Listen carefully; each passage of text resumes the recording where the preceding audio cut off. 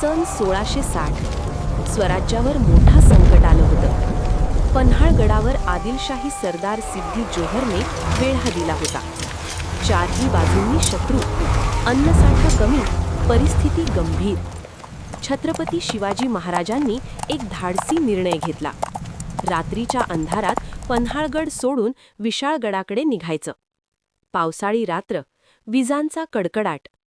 महाराज गुपचूप बाहेर पडले, पण शत्रूला खबर लागली.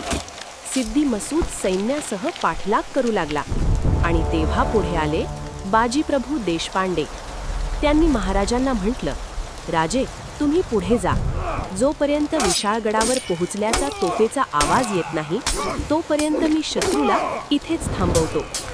पावनखिंड, अरुंद डोंगर दर्रा, एका बाजूला खोल दरी, दुसऱ्या बाजूला उंच कडे.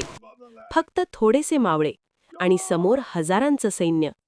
तलवारींचे आवाज, बाणांचा वर्षाव, रक्ताने लाल झालेली माती. बाजीप्रभूंच्या अंगावर वार होत होते. रक्त वाहत होतं, पण ते मागे हटले नाहीत. ते लढत राहिले, शेवटच्या श्वासापर्यंत. आणि अचानक विशाळगडावरून तोफेचा आवाज घुमला. महाराज सुरक्षित पोहोचले होते. तो आवाज ऐकताच बाजीप्रभूंनी समाधानाने डोळे मिटले. स्वराज्यासाठी दिलेलं हे बलिदान इतिहासात सुवर्णाक्षरांनी लिहिलं गेलं. ही आहे खरी निष्ठा. ही आहे मराठ्यांची शौर्यगाथा. अशा खऱ्या इतिहास कथा पाहण्यासाठी आत्ताच सबस्क्राईब करा.